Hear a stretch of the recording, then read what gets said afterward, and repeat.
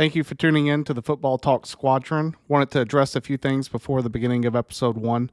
We went back, watched episode 1, and it didn't have the quality and audio quality that we were looking for, so we made some changes and bought a new camera and some new microphones, which will happily debut in episode 2, but I did want to apologize for the degrade in audio and visuals that you'll see in episode 1, but we did get it fixed, and I look forward to you joining us in episode 2 and thereafter. Enjoy the episode. All right, welcome to the Football Talk Squadron. I'm Dutch, and I'm Chad Powers. I'm sorry, I'm Maul. we're delighted to join you today. We're starting up a new podcast where we're only going to talk about football all day, every day, all year long. Where did the idea come from?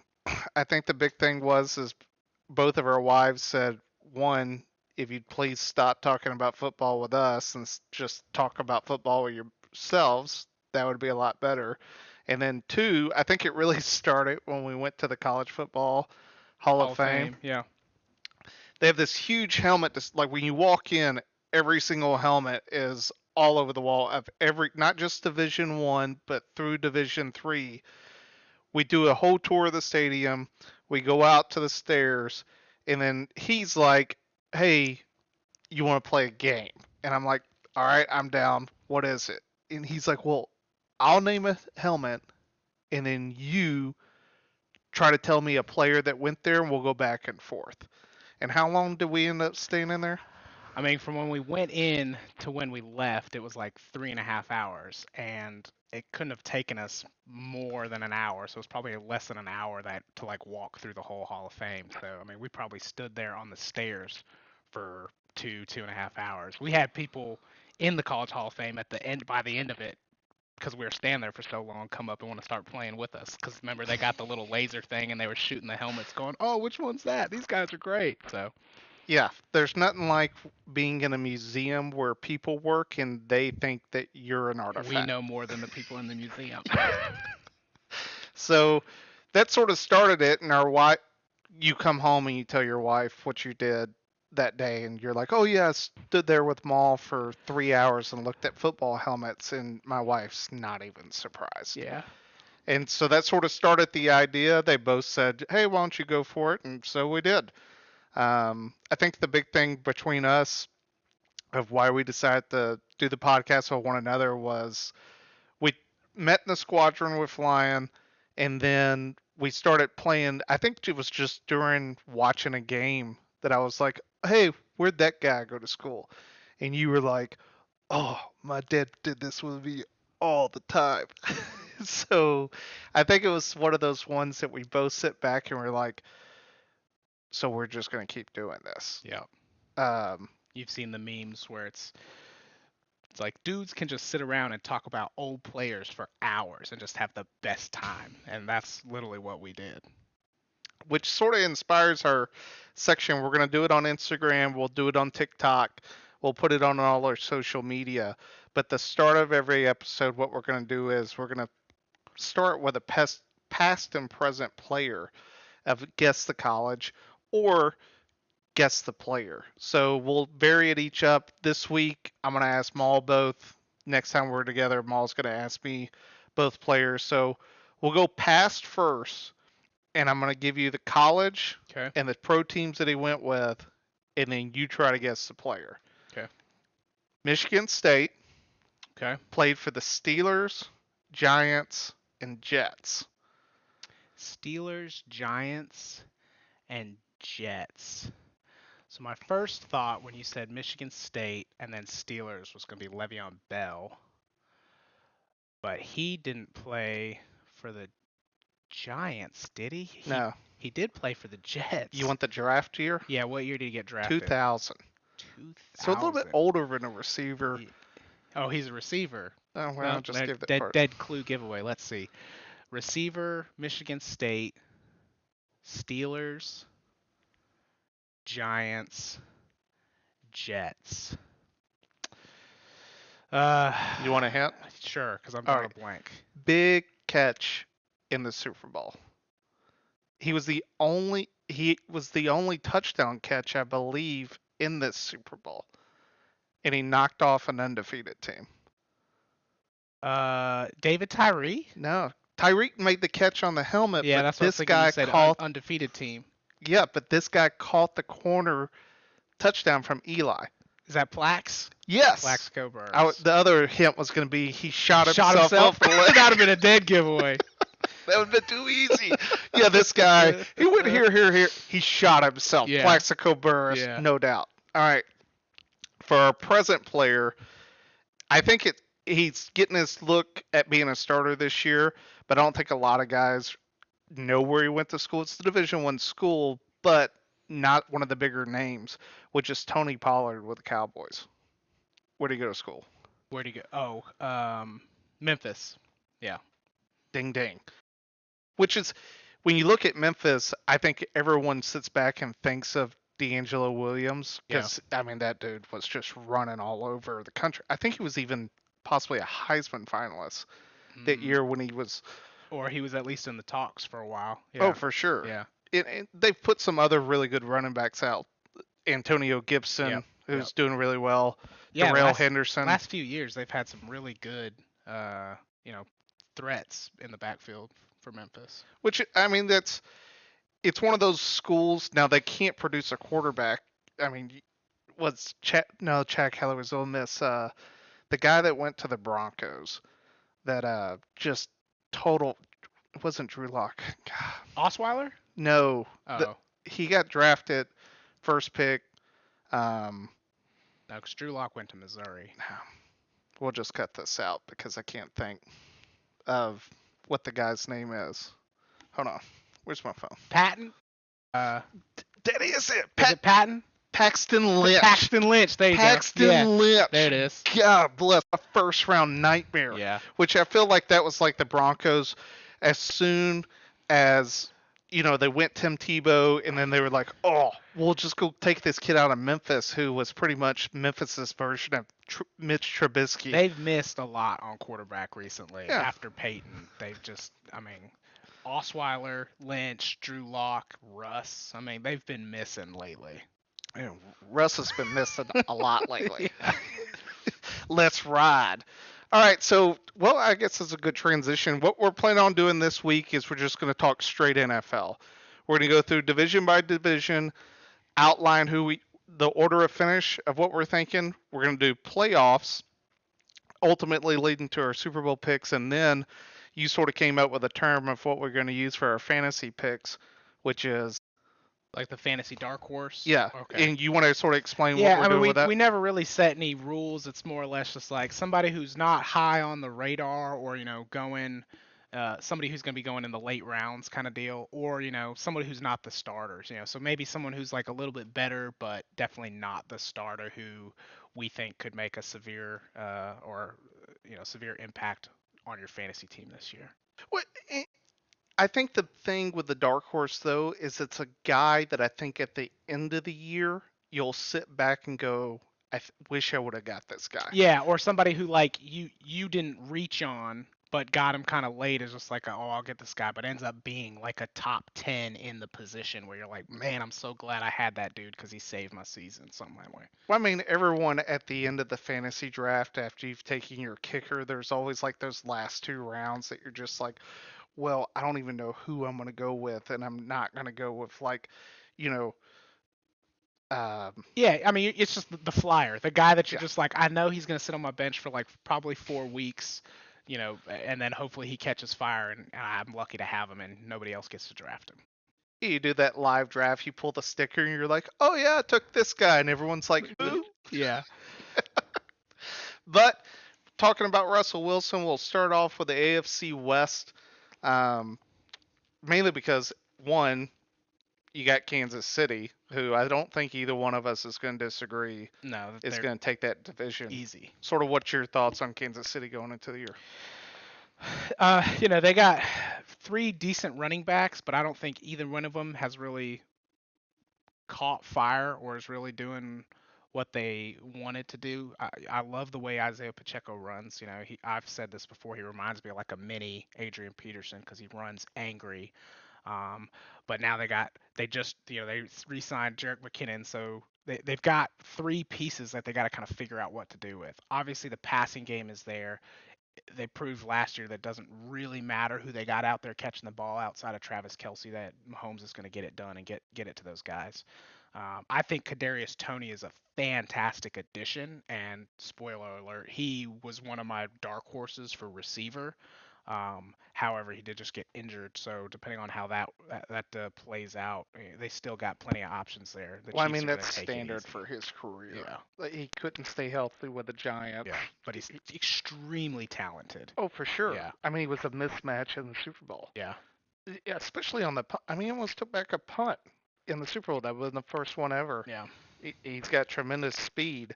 I think the thing that I look at Kansas City and I worry about is they lost Orlando Brown, which I know he wasn't what the Ravens wanted. Kansas City went out and got him, but he's starting left tackle.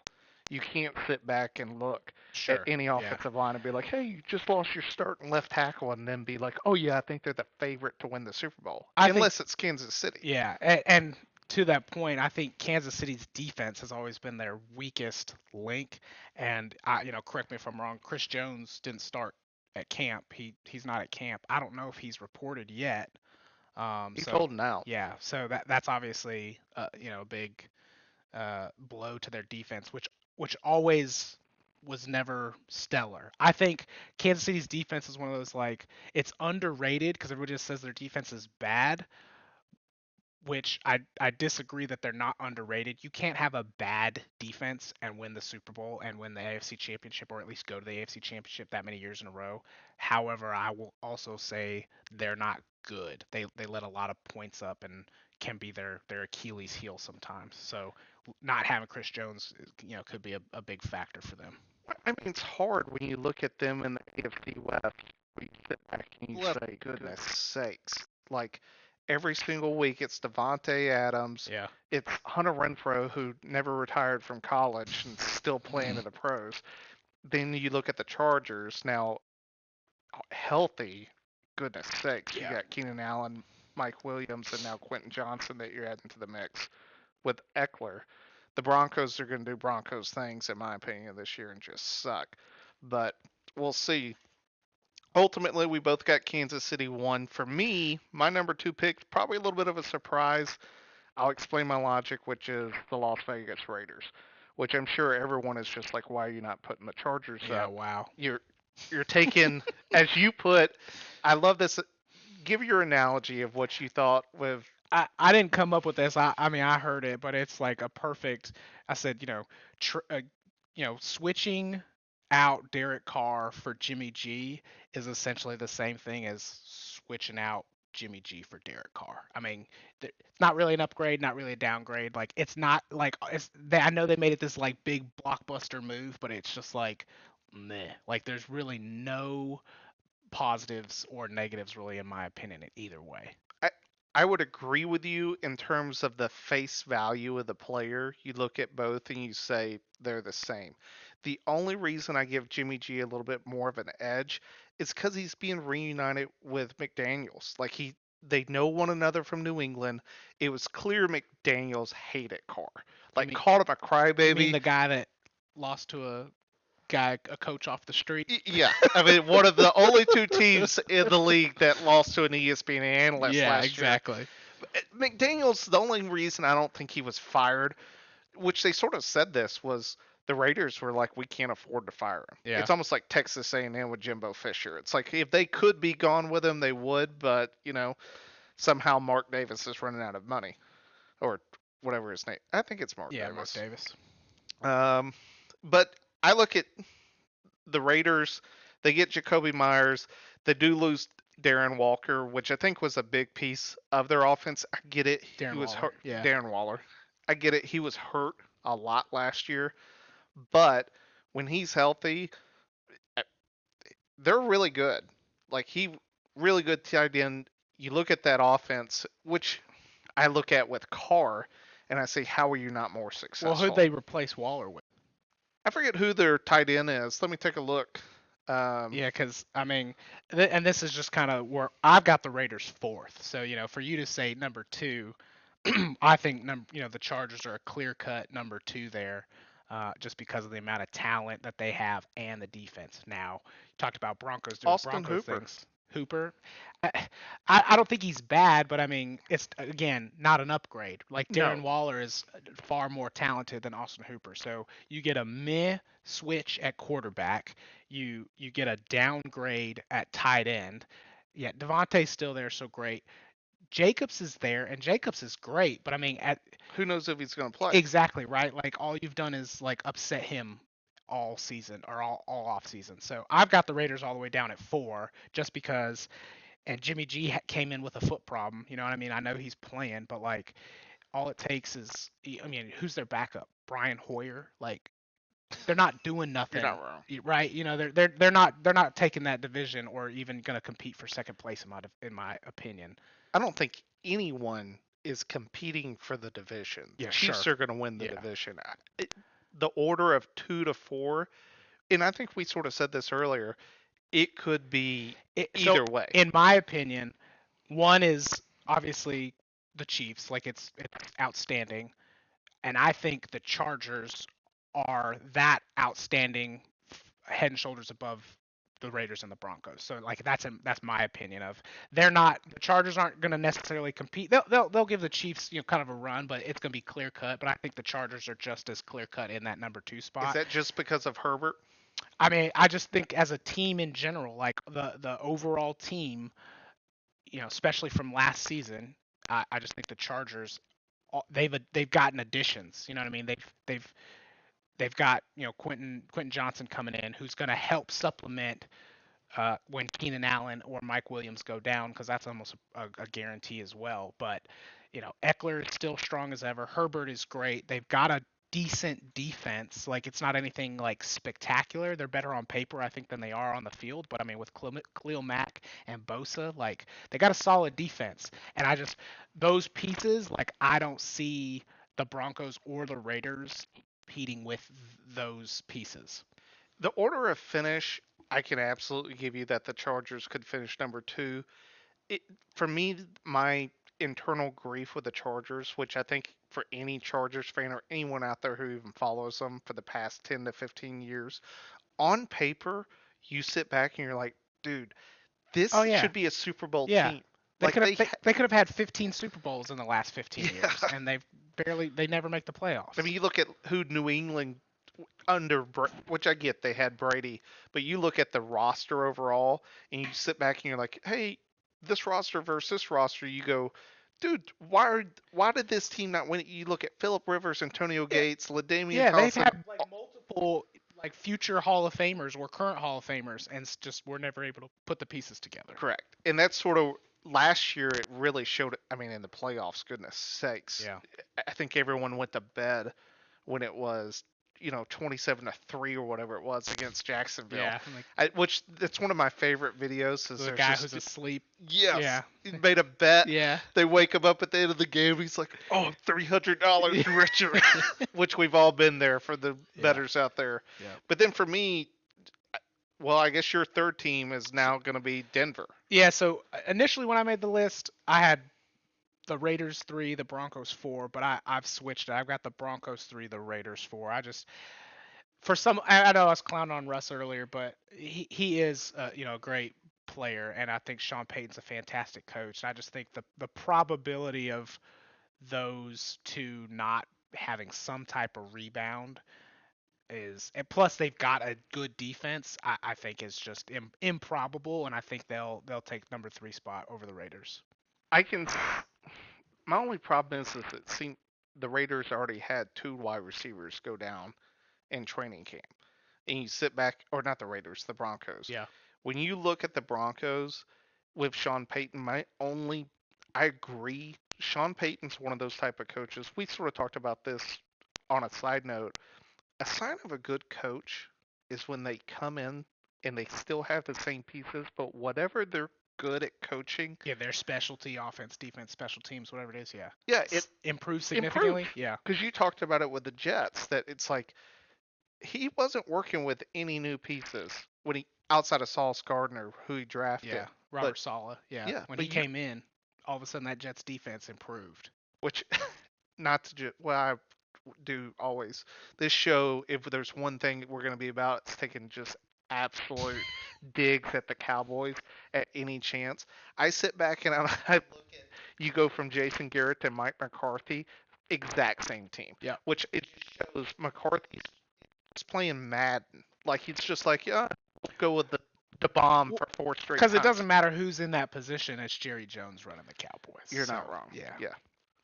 But for me, the Broncos, the thing with Sean Payton and Russell Wilson, when you look at his history of quarterbacks, he's got Vinny Testaverde, Drew Bledsoe, Drew Brees. I don't get it with Brees. It can be like, oh, he's a thing, head coach, but you also had a Hall of Famer. Because I think people are questioning Bill Belichick, saying the exact same thing that, hey, without Tom, what type of coach are you? Yeah. And I think that's going to be made very apparent if the Broncos start to struggle. I mean, to combat that though, I mean you're comparing Russ and Mac Jones. Like obviously Russ had a terrible year last year, but I mean that's not even a comparison in my opinion. You talk about Mac Jones versus Russell Wilson. I mean, Mac Jones wasn't doing jumping jacks on an airplane on his way it was to high Lubbock. knees. It was Oh, high knees. So I sit back and look at the AFC West. I think that two teams get into the playoffs Agreed. from there. It's just a matter of who's following Kansas City into the playoffs. Yeah. And it's not really speaking upon how well that number two team is. It's more just the fact that the rest of the AFC, especially with some divisions, I just think is trash, and they'll beat themselves up throughout the year. Yeah. Which going on. See, I don't disagree with you, and I think two teams are going. But I think if it's two teams, it's the Chiefs and the Chargers. Because I think if the Chargers don't make it, then that spot's going to go to the AFC East. I can 100% see that happening. I think if the Chargers have a mediocre year, then the Raiders and the Broncos are all going to have a mediocre year as far as who's competing for second. And I don't think it's going to be good enough to overtake one of the guys from the AFC East. And mentioning the AFC East, that's our next division that we're looking at. So who's your number one? So I was really struggling with this one because I'm caught up in I think the Jets are going to just be great this year. Just from a historical how the season went last year, the Bills were so far ahead of everybody else as far as record goes that I had to just keep the Bills as the number one. They didn't get, in my opinion, significantly worse. I do think that the other teams are better, so it's going to be a lot closer. So I could see this one kind of going around, but I gave it to the Bills number one, followed by the Jets because I am on the Aaron Rodgers Jets hype train because that defense is so good. And they are fantastic. I'm on the Jets hype train. When I take a look at last year, look through their schedule, the second game of the season was the only time that someone scored 30 or more, and it was right at 30. Yeah. Every other game, they kept opponents below 30 points. Exactly. Which in the NFL, it gives you a chance of winning. Of their 10 losses, 6 were by one score. Yeah, and that's to the point of the only reason they didn't win is because they didn't have an offense to put the ball, in the end zone. And I think by getting Rodgers, he has, he's Aaron Rodgers, so they're going to score more points just naturally, and that's going to be that tipping point to make them win a lot more games. He's not my dark horse for quarterback, but I feel like a lot of fantasy and just a lot of people from the NFL standpoint in general, when you listen to a lot of different voices out there, are not high on Aaron Rodgers. They're like, hey, super old. We think he's washed up, which is funny when you take a look and you're like, well, Tom Brady won a Super Bowl at what, like 44 years old? Yeah. Looked really good doing it. Yeah. Now, Tom Brady's demise last year, I think, could be Aaron Rodgers, which is his offensive line, which is, I think, the only weak spot with the Jets. And I get it. Huge weak spot because if you can't protect him, you're going to lose football games. And eventually, he's older, you're going to get hurt. Yeah. For me, the Jets, that issue, I think, is fixable throughout the year because they could easily, it's clear the Jets are going all in and saying, hey, we want to win a Super Bowl. Yeah. I can see them going and trading, get someone if they need to in order to fix a hole. But when I look at the other teams, I say there's just holes too big because I think Jets come in number one, but number two for me is the Bills. which we sort of mentioned of why Buffalo is following number 2 for me. It's their defense. Yeah. They're trash. Like the the fact that the Kansas City game in the playoffs 2 years ago, as good as it was, you had to sit back and go, dude, you would think that our number one priority to fix this season going into that off season would be their defense, and they're still bad. I mean, trash, I think, is a strong word. The, the, I think they've had bad games, just like every other defense has had bad games. Are It we gonna just act like we don't see that meme of no, 13 I'm seconds? yeah. I mean, but like the Chiefs did the exact same thing. Like it went back and forth like 3 times. I So get can you that. say that the Chiefs defense is trash too? Like you've just got two really good offenses playing against each other, and it's hard to stop. I don't think that the Bills defense is like great. Like it's probably their weak point, but I wouldn't say they're trash. I just think in big games where it's counted, and this is kind of what it is. Got to show up when it counts, but they have struggled. I would not say they're trash, but they do need to show up when it counts. Otherwise, they're going to just keep losing in the first round like they've been doing. Maybe it's. I agree. Trash isn't the right word. The biggest issue that I see with the Bills is when something starts to go wrong during a game, they can't stop it. True. Because Kansas City just continued to give. They Yeah. gave Hill, gave Kelsey space. It ultimately sent them to overtime. And then you look at last year with the Bengals. It was like the Bengals just kept marching Yeah, down. There they're was no good at stopping them. making like in-game adjustments. Yeah, for sure. And I'm not sure if that's a personnel issue. Now they lost Edmonds this year. Like you're taking a downgrade in linebacker. They didn't replace him with anyone. I sit back and I look at the division. The division only got better. Yeah, for sure. So It's a tough division for sure. it, for me, that's why I have the Jets there. What about you for your number 2? Yeah, so I go Bills, Jets, and then Dolphins, and again, I could see depending on how the season goes. I mean, those three I think could. This is what I was alluding to in the AFC West. I think all three of them could make the playoffs if the Chargers don't show up, or somebody else in the AFC has a bad or a mediocre season. I think the AFC East could send three guys. But the biggest thing holding the AFC back from sending 3 guys is CPE because Tua is just a rag doll. And I feel awful for him because I think he's a great guy. It's clear when he's on, he throws a beautiful ball. Like it's there. He has the weapons offensively. But God bless. Baby Like, neck Tua, dude. Baby neck. dude, just taking shot, just getting flung around. Well, so I mean that's the thing. If you watch some of the plays that he got hurt on, it wasn't like they were big hits. It's just like he doesn't know how to get tackled right. Like there's something about when he goes down, his like whatever muscle is back here holding his head up never developed since he was like 6 months old because it just slamming against the ground, and that's what's got him. So, and he's like you said, he's a different player when he's coming back, and then the team is different if he's not on the field. But yeah, if he's out there, they're a force to be reckoned with. For sure. I mean, we'll see how Ramsey heals up. That was a huge addition for corner. I personally think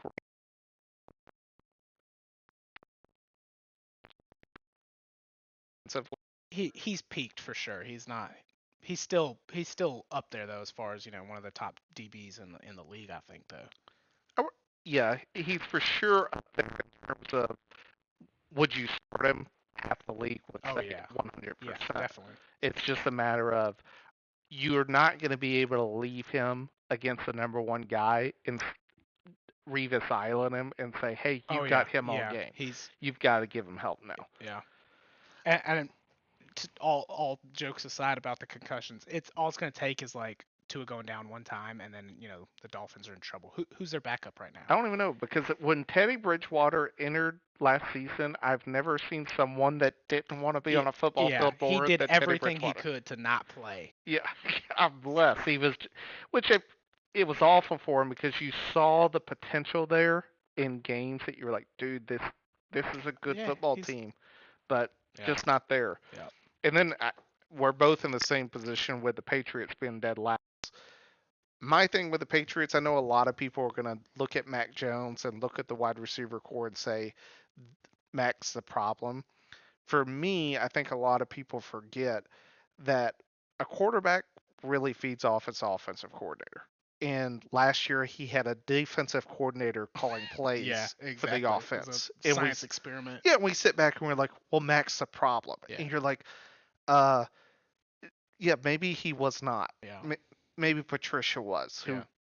clearly didn't know how to coach a football team in Detroit. Yep. So they bring him back under Belichick's wing, and he's a great defensive guy, not offensive. Checks. And the guy they brought in, I think is one of the most overrated coaches in the history of football, Bill O'Brien. Yeah. You sit back, you look at Bill O'Brien, and you say, you win Coach of the Year in college because you followed up Joe Pa. I don't really think it's based upon the job you did at Penn State. It's just the fact that you won more games than people thought in a terrible situation. Yeah, and nowhere he's been have I been like, oh man, Bill O'Brien's really doing a good job. It's always just like, God, that guy's a problem. You need to get him out of there. Yeah, when you trade D Hop for David Johnson and a third and fourth round pick, you should probably go down as one of the worst head coaches in the history of the league from that. But I sit back, I look at the Patriots, and I just say, I don't think their offense comes together this year. They're not going to get another quarterback in next year's draft.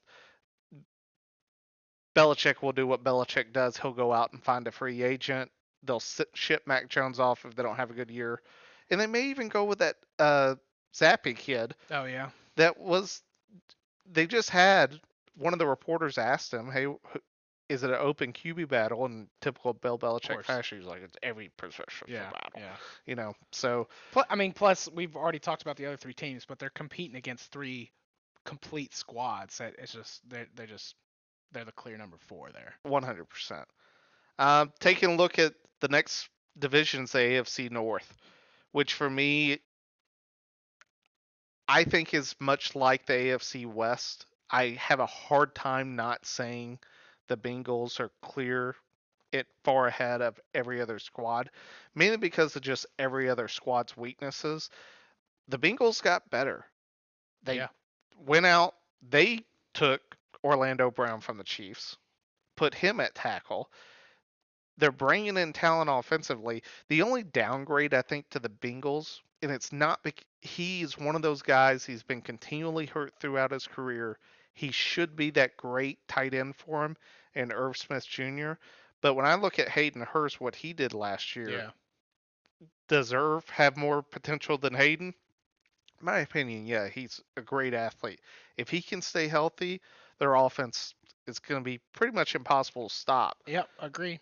But ultimately for them, can their defense rise to the occasion when it matters? I mean, not breaking news, but Burrow being not the non-contact injury is going to play a huge part. But as long as he can come back healthy and not have any, holdups or whatever, they're the clear-cut number 1. I did get the laugh, and I saw Jamar Chase was like, I think we can just win without you for the first 5 weeks to just take him off. Yeah. Which is, saying something, but Burrow's never going to let that happen. He'll sit out all preseason because ultimately preseason doesn't matter unless you're a third or, fourth round. Yeah. Or third or fourth on the depth chart. Outside of that, I'm sure you got the Bengals number 1 as well. Bengals number 1, yeah. And who's your number 2? The Ravens. And this is, again, almost like the AFC West, where I think there's a clear-cut number 1, and then there's a very clear-cut number 2 as far as like the Browns versus the Steelers. I could go either way on them. I think they both have some pieces to play good games, but I don't think they're gonna even compete for that number 2 spot against the Ravens. They've if they can kind of get over that hump, because they've got a pretty good defense as well, like figuring out Lamar and that backfield, that they're gonna do fine. And I agree with you up until, which I hope doesn't happen, if Lamar gets hurt. Yeah. If Lamar, and that's almost with any team who's got that quarterback who's like the central piece of what's going on. I mean, outside the Vikings, right? Like there's not a lot of teams that could like lose their quarterback and be like, we're still good, so they're just taking shots at Kirk Cousins. How you like that? The biggest Kirk Cousins, just side note, I'm not sure if it's true or not. I remember reading it on a message board, was Amari Cooper told Dak Prescott, he's just a black Kirk Cousins. And that to me is the biggest burn I've ever heard against Dak Prescott in my life. Dude, Dak's in mid-season form already, just throwing pick after pick at practice. So His first pass at yes, training camp was an interception, so of which he came out. You sent me the little gif of him where he's like, "I'm gonna throw less than 10 yeah, interceptions this year," and you immediately followed it up with, let's go ahead and double that. yeah. Double down on that. I got the Ravens too. I think it, if I was going to stay away from one player in fantasy this year, it's OBJ. Every time I take OBJ, I have these high hopes that I'm going to see him in a Giants uniform again, just torching the league.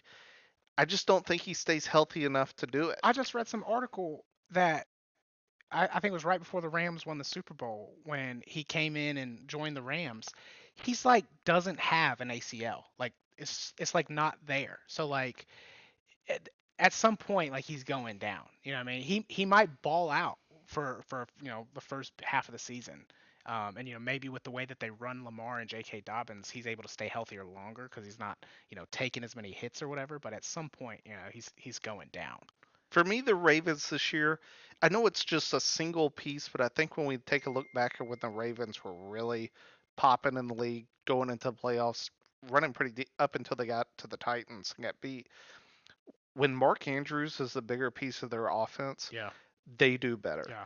Now they have, I get it. This year they have way more wide receivers. Zay Flowers supposedly is looking like he's the real deal at their first round pick, which is the first time in a long time the Ravens have picked a first round wide receiver that actually shown up. But if they can find the pieces to come together, I don't think they test the Bengals in terms of, I can see them beating them once, winning the division. I think it's completely different. Yeah. But for sure, number two and vying for a wild card spot. Yeah. I agree. For me, it's Steelers number three, and it's not really because I feel like the Steelers are that much better than the Browns. It's just because I don't trust the Browns. See, I have the Browns number 3, and again, like I said, I could go either way on it. I don't think they're that much better than the Steelers. My um my my distinction there is just the quarterback play. I just don't think Kenny Pickett is the guy. He's not gonna take them anywhere deep. It'll be interesting to see this year. Uh, Pickens is going to have a huge year. That dude, Hopefully. he is the Steelers wide receiver. Like he's the reincarnation of Heinz Ward because he's super physical. Yeah. And I love that. I love a wide receiver that's like this dude he's going to go up and get every football. He's got all the attributes there for sure. For sure. The problem is he's going to be competing with Deontay Johnson, and again, in my opinion, Kenny Pickett throwing the ball is a liability. I get that. We'll see if he has a sophomore slump or not. I think he's not my dark horse. I would say he is super dark horse is Darnell Washington, the tight end from Georgia. Mm-hmm. I mean, the dude's a monster. He's 6'7". Yeah, just a refrigerator running down the field. Anytime you're on Georgia's roster and you're like, and you who is big? that guy? Yeah, exactly. Yeah. Which you have to also sit back and think. I get it. He was playing behind, in my opinion, the best tight end that probably the league's going to see in quite a while, in Bowers. Yeah.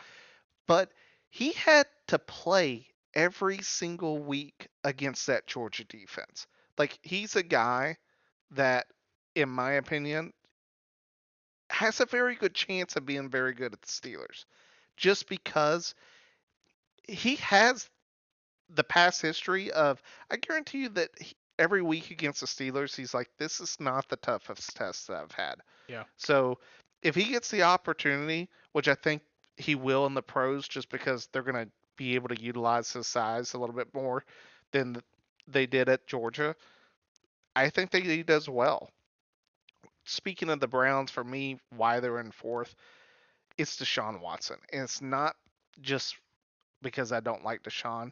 When I take a look at last year in him throwing the football, it was not the guy that looked like he had picked up a football in a year. I agree. I just think he came in on he had all year to practice. I just think he wasn't. So I think if he got better this offseason. I think he's going to have some resurgence, and I think the small snippet that we did see of him last year is not going to be what we see this year, and that's again the difference between me with the Browns versus Steelers. And I hope so, because last year 6 games threw for 1,100 yards, 7 TDs, 5 interceptions. Yeah, And if you were to just string that out for say the course of a whole year, and it's not good. you play the same, it's less than 3,000 yards, 19 touchdowns, 13 interceptions.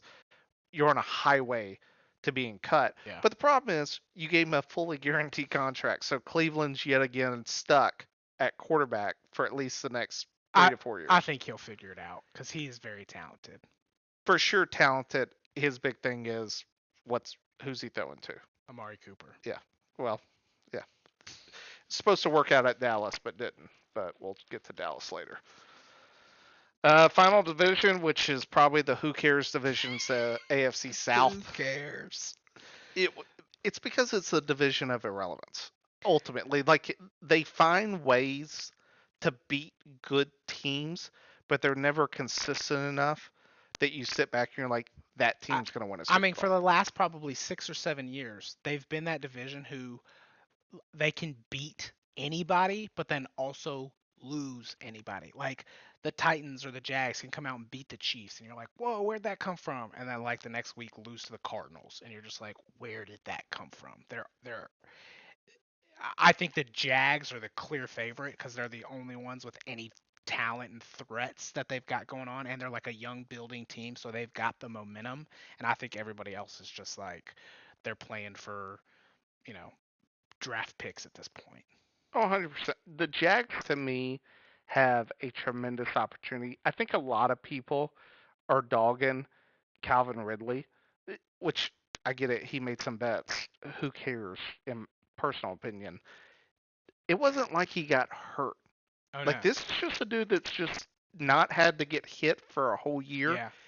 He's fresh. Hungry. Yeah. And on that offense, dude, Calvin Ridley, if he wasn't, in my opinion, still one of the, like, he is their number one guy. He would be my dark horse guy. I think he's a little much to say he's a dark horse, but I would not be surprised if you don't have Calvin Ridley on your roster this year.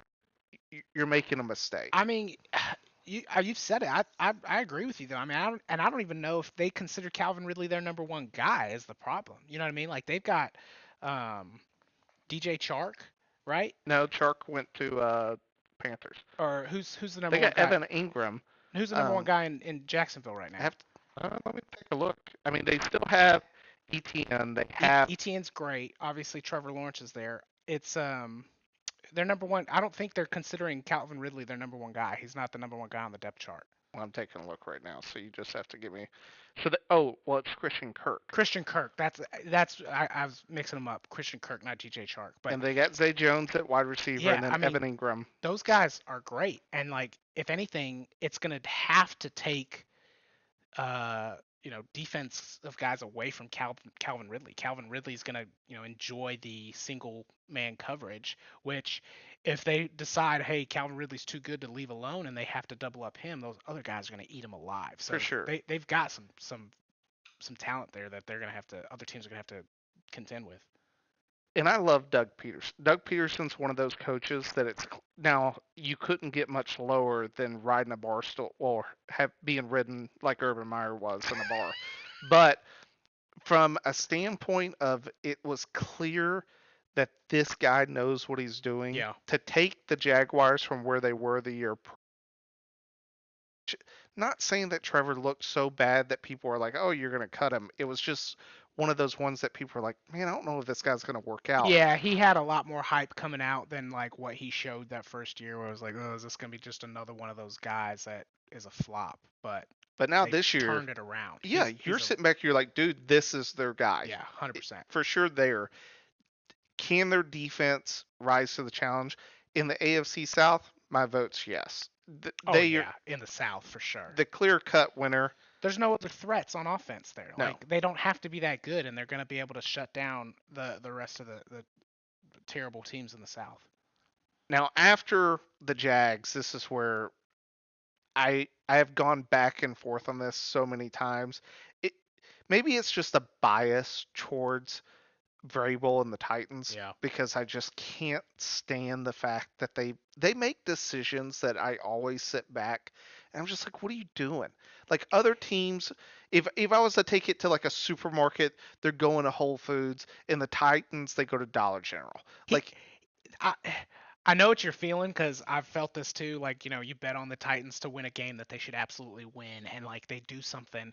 I feel like Vrabel, more than any other coach in the league, has been like directly responsible for losses that the Titans didn't deserve to lose. There's times where like other teams that like somebody has a bad game and you're like, oh man, if Mahomes didn't break his ankle or for whatever doesn't throw 4 picks, they probably win that game.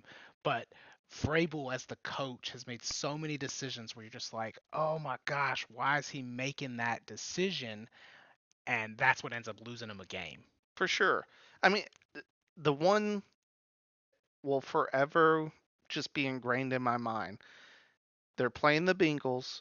You're the number one seed. You're supposed to win this game. Game's on the line. 1 yard to go. We're going to run a zone read option with Henry, and Ryan Tannehill's going to keep it. And I Yeah. sit back and I go, on God's green earth, how did you not just line up and say, we're going to go in the power I. We're giving it to Derrick Henry. It's Good luck like the stopping this Seahawks thing. in the Super Bowl with Marshawn back there, and they decide to throw it. Yeah, Yes, you sit yeah. back and you just question that. So You for lost me, the game. I sit back and I can't put the Titans up there just because at number 2 or number 3. I think they come in dead last, Wow. mainly because of Tannehill's downgrade. I think injuries are Father Time's taking a hit on Tannehill, and then you take AJ Brown out in what has to be the worst, draft swap in history, Yeah. which isn't a shot at Traylon Burks. It's just the fact that AJ was a proven superstar. Yeah, he was gonna be the guy. Yes, if you leave him on the Titans roster, there's no doubt in my mind, barring injury, that's the greatest Titans wide receiver that organization's ever had or ever will have. Yeah. He was on track to be that guy, and you got rid of him for an unproven guy. And now they're just surrounding him with ultimately sort of same thing. I get they got D Hop. Yeah, but Now you said it yeah, if the second with it. yeah, if Randy Moss, Andre Johnson, and Julio Jones can't revive their careers in Tennessee, then D Hop doesn't have a chance. Correct.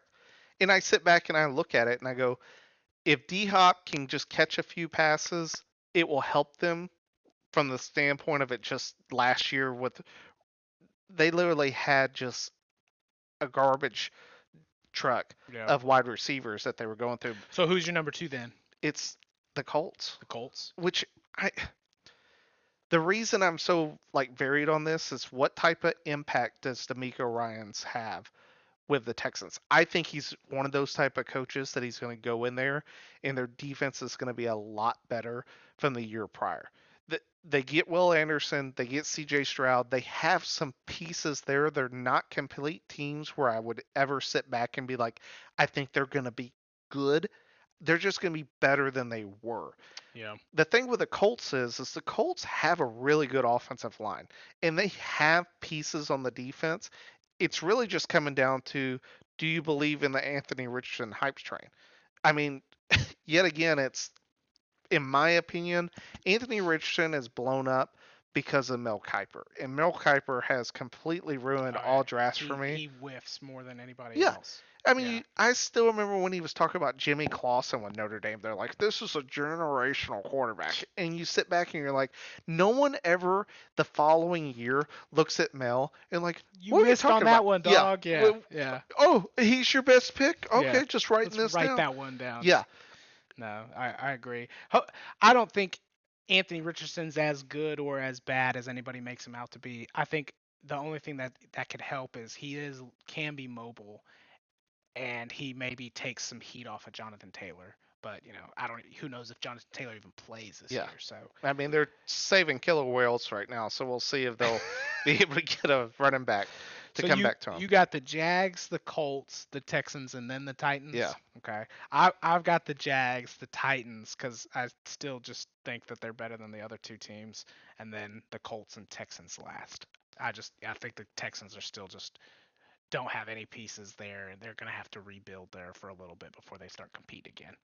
I think that CJ Stroud going into last year, I thought was overhyped. And I think throughout the year, especially against Michigan, you were sitting back, you're like, dude, Stroud's not that guy. Another classic Ohio State quarterback that's just not going to be anything in the pros. Yeah. Yeah. But then he played Georgia. Yeah. And we both watched that game. And I came away and I was like, dude, Stroud's the real deal. Yeah. Because he threw amazing passes. I get it there at the end. If you really, yes, everyone's going to blame the kicker, which for sure, I mean, put it into the, Nathan's hot dog stands up in the lower level, killed some guy selling cotton candy. But ultimately, Stroud looked amazing that game. If they don't lose Marvin Harrison Jr. and if Smith and Jigba had decided to play, they win that game. For sure. And I don't think it's close. I think that they put up probably over 40 points in the first half because there was no stopping them throughout that game when those guys were healthy. Yep. I think he has a good chance. The biggest thing which you pointed out with the Texans is who's he throwing to. Yeah. Like they got Nico Collins, they have Mechie coming back from leukemia, which great on him coming back. And again, this is my I don't think any one of those dudes are bad. It's just they're still just rebuilding. They've got to get some chemistry and get some actual playing time together to put anything together. It's just not going to happen this year, in my opinion. Which I can see that. Thank you for joining us for episode 1 of the Football Talk Squadron. You can follow us on Instagram, TikTok, Twitter, Apple, and Spotify, as well as our website, footballtalksquadron.com. Thank you very much for tuning in. We look forward to seeing you next episode. It's time to pull chalks and get out.